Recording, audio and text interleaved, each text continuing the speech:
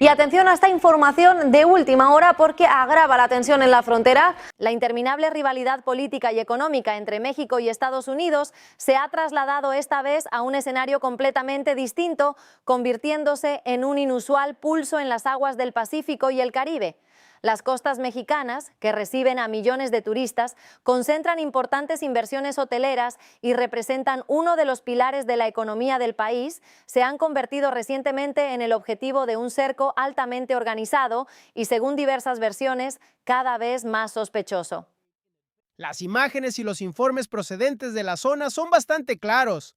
Enormes buques de carga estadounidenses abandonan las rutas marítimas internacionales en alta mar y se adentran deliberadamente hasta situarse a solo unas millas de la costa de esas playas turísticas de México tan famosas en todo el mundo.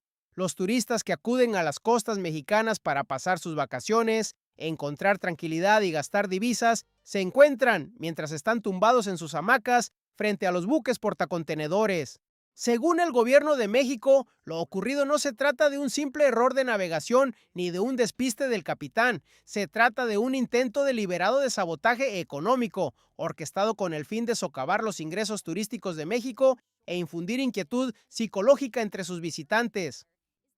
Hola, ¿qué tal? Muy buenos días, soy Mario Maldonado, son las 7 en punto. Para un país como México, cuya economía depende en gran medida de esas impecables costas, del turismo de naturaleza y de la tranquilidad caribeña, esta situación es totalmente inaceptable. Los empresarios del sector turístico llevaban semanas instando al gobierno a que tomara medidas urgentes. Las cancelaciones de reservas en los hoteles y el golpe asestado a la economía costera habían alcanzado ya unas proporciones imposibles de ocultar.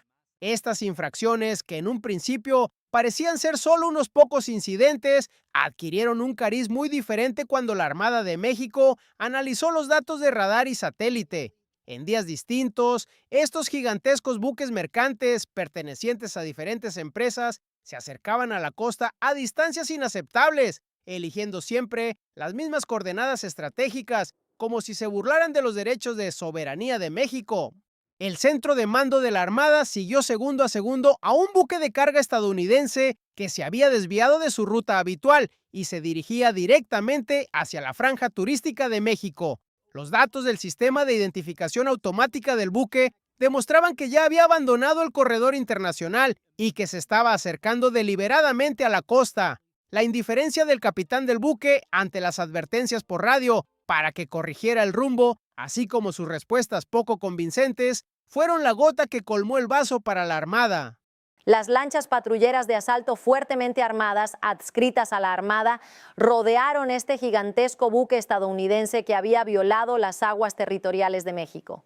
El gigantesco buque quedó completamente inmovilizado dentro del cordón de seguridad formado por las pequeñas pero letales lanchas patrulleras de asalto. El personal de la Armada subió personalmente a bordo del buque y se incautó de los cuadernos de navegación, los registros digitales de ruta y los registros de comunicaciones. La respuesta del gobierno mexicano a esta descarada violación fue una reprimenda estatal extremadamente dura y contundente que dejó de lado las normas de cortesía diplomática. Se impuso de inmediato una multa administrativa récord de exactamente $1 millón al buque con pabellón estadounidense que había hecho caso omiso de las normas marítimas internacionales y de la soberanía costera del país. México ha hecho público ante el mundo entero el siguiente mensaje: detendré, inspeccionaré y haré pagar el precio más alto a cualquier barco que amenace mis aguas territoriales o intente sabotear el turismo en mis costas, independientemente de la bandera que enarbole o del volumen de su carga. Como era de esperar, este enfrentamiento histórico causó un gran revuelo en Washington. El presidente de Estados Unidos, Donald Trump, se presentó ante las cámaras para afirmar que la sanción era injusta y que la flota mercante estadounidense navegaba libremente por aguas internacionales, intentando así convertir el asunto, una vez más, en una crisis diplomática. La clásica retórica de Washington sobre el libre comercio y la libertad de navegación quedó hecha trizas ante los datos concretos de radar y satélite que presentó México. La administración de Claudia Sheinbaum no cedió ante estas presiones procedentes de la Casa Blanca. Los portavoces del gobierno y los responsables de la Armada declararon abiertamente que los datos de que disponían no solo se referían a ese buque, sino también a otros buques estadounidenses que habían seguido la misma ruta en los últimos meses y anunciaron que habían visto el farol de Washington. México ha demostrado con esta enorme medida coercitiva aplicada en sus propias aguas que no necesita el visto bueno de Estados Unidos para proteger sus zonas de jurisdicción marítima. Este último suceso marca el inicio de una nueva era en la doctrina de defensa nacional y en las políticas de seguridad marítima de México. La Armada se está reestructurando para hacer frente no solo a los cárteles de la droga o a las embarcaciones de migrantes, sino también a cualquier tipo de amenaza internacional que intente cortar las arterias económicas del país. Se están ampliando las redes de radares en las costas turísticas, se están modernizando los sistemas de vigilancia costera y se está aumentando el número de patrullas marítimas hasta niveles récord. México se prepara para defender su economía turística, valorada en miles de millones de dólares, no solo con su policía sobre el terreno, sino también con sus satélites en el cielo y su flota en el mar, como si se tratara de una fortaleza.